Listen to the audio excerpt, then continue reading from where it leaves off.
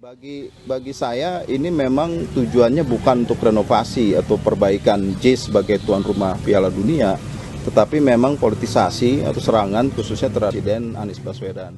Kalau ada tuduhan ini politik ya biarin aja, saya sih nggak mau pusing. Kalau saya kan kerja profesional, saya lakukan yang sesuai dengan tentu standar-standar yang memang ada gitu. Tidak ada. Saya bukan jadi bagian orang yang mempolitisasi daripada olahraga.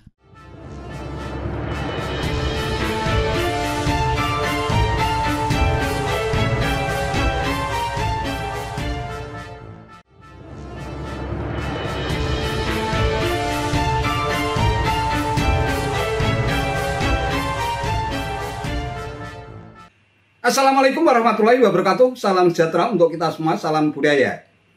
Sahabat-sahabat tercinta sebangsa dan setanah air yang sangat saya hormati, juru bicara bakal capres Koalisi Perubahan Anies Baswedan, Surya Chandra, melontarkan kritikan yang sangat pedas soal rencana renovasi Jakarta International Stadium atau JIS yang bakal dilakukan oleh pemerintah pusat. Ia mencium adanya aroma politik di balik renovasi stadion yang dibangun era Anies Baswedan tersebut. Ia menyatakan inspeksi yang dilakukan pemerintah pusat ke JIS atau JIS terlalu berlebihan. Menurutnya yang bisa menilai rumput JIS layak atau tidak ialah FIFA. Ia menilai ada juga kepentingan bisnis dari evaluasi tersebut. Lebih parah lagi, baru sekali berkunjung tiba-tiba sudah keluar nilai proyek 6 miliar rupiah. Ini mau memperbaiki JIS atau mau cari proyek rumput? Kata Surya Chandra seperti dikutip detik.com 5 Juli 2023. Ia pun meminta pemerintah pusat untuk menghentikan politisasi JIS sebab hal itu bertentangan dengan akal sehat dan dinilai menghambur-hamburkan uang negara. Nah, terkait nyinyiran tersebut, Ketua Umum PSSI Erick Thohir mengaku tak ambil pusing mengenai anggaran yang menyebut rencana renovasi JIS bermuatan politis. Erick mengklaim rencana renovasi JIS dilakukan demi memenuhi standar yang telah ditetapkan oleh FIFA. Mereka ini keroyokan, kayak rumput menurut Pak Kamal sekitar 6 miliar lapangan. Dan nanti dari PU, JPO yang ke Ancol dari PU. Yang JPO apa yang kereta api dari DKI dan RAM dari Jasa Marga. Semua proyek. Saya tahu bahwa rumput tadi saya tanya Kamal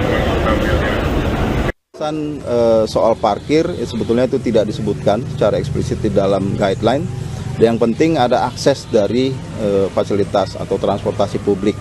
Nah, bagi saya ini memang tujuannya bukan untuk renovasi atau perbaikan JIS sebagai tuan rumah Piala Dunia, tetapi memang politisasi atau serangan khususnya terhadap Presiden Anies Baswedan.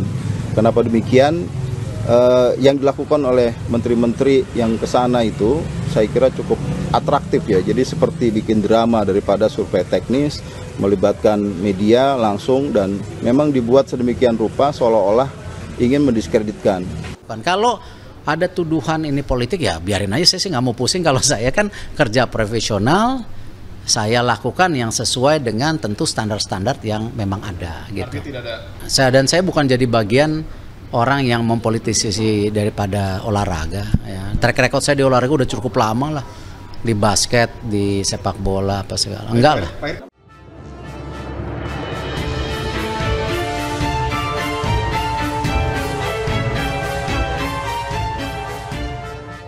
Sahabat-sahabat tercinta sebangsa dan setanah air yang sangat saya hormati, upaya renovasi JIS sebenarnya tidak perlu menjadi polemik yang begitu memanas apabila memang akan digunakan sebagai salah satu venue untuk menggelar turnamen sepak bola internasional setelah FIFA memberikan kepercayaan sepenuhnya kepada Indonesia untuk menjadi tuan rumah Piala Dunia U17 tahun 2023 menyusul mundurnya Peru akibat ketidaksiapan dalam menyediakan fasilitas dan infrastruktur sepak bola. Terlepas siapapun yang membangun, apalagi kabarnya 80% anggaran yang dibutuhkan untuk membangun JIS itu menggunakan anggaran pemerintah pusat. Ini artinya semua pihak harus bersikap legowo agar Indonesia sebagai tuan rumah tidak sekedar memberikan fasilitas dan infrastruktur sepak bola yang ecek-ecek, tetapi benar-benar berkelas sehingga mampu memberikan jaminan keamanan, kenyamanan, dan keselamatan kepada tim yang akan berlaga sesuai dengan standar FIFA yang rencananya nanti jadwalnya akan berlangsung pada tanggal 10 November hingga 2 Desember 2023. Bisa jadi respon negatif dari jubir dan para pendukung Anies terkait dengan rencana renovasi JIS itu hanya faktor kebetulan yang berbarengan dengan momen tahun politik menjelang Pilpres 2024 sehingga banyak yang sensitif dan terkesan baperan. Mungkin para pendukung Anies memiliki prasangka buruk atau prejudis kalau upaya renovasi tersebut memiliki muatan politik untuk menggiring opini publik bahwa ex-gubernur DKI Jakarta Anies Baswedan dianggap tidak mampu membangun stadion sepak bola yang kabarnya menelan biaya 5 triliun rupiah tersebut. Kalau sudah bersikap prejudis semacam itu, mencampur adukkan antara urusan sepak bola dan urusan politik, tentu saja justru malah menimbulkan tanda tanya dan bisa menjadi penghambat upaya renovasi tersebut. Ketika Indonesia dipercaya oleh FIFA untuk menjadi tuan rumah Piala Dunia U17 tahun 2023, seharusnya kita semua bersyukur mendapatkan kepercayaan tersebut setelah kita pernah gagal menjadi tuan rumah Piala Dunia U20 tahun 2023 terkait dengan ontran-ontran dan pro kontra kehadiran timnas Israel dalam ajang tersebut. Nah, dalam situasi demikian seharusnya semua pihak mendukung penuh rencana pemerintah pusat untuk memperbaiki kekurangan yang ada sekaligus melengkapi fasilitas yang belum ada setelah dilansing. Taruhlah JIS sudah dibangun sesuai dengan standar FIFA dan melalui perencanaan yang cukup matang, akan tetapi pengecekan langsung ke lapangan tetap sangat diperlukan untuk mendapatkan kepastian tentang keadaan yang sebenarnya. Tanpa pengecekan secara langsung, lantas nanti siapa yang bakal bertanggung jawab seandainya tiba-tiba saja ternyata JIS bermasalah sehingga sangat mengganggu keamanan, kenyamanan, dan keselamatan tim yang berlaga, demikian juga supporter. Tentu negara dan bangsa kita yang mesti menanggung malu dan harus bertanggung jawab. Menurut hemat saya, sudahilah polemik yang kontraproduktif semacam itu.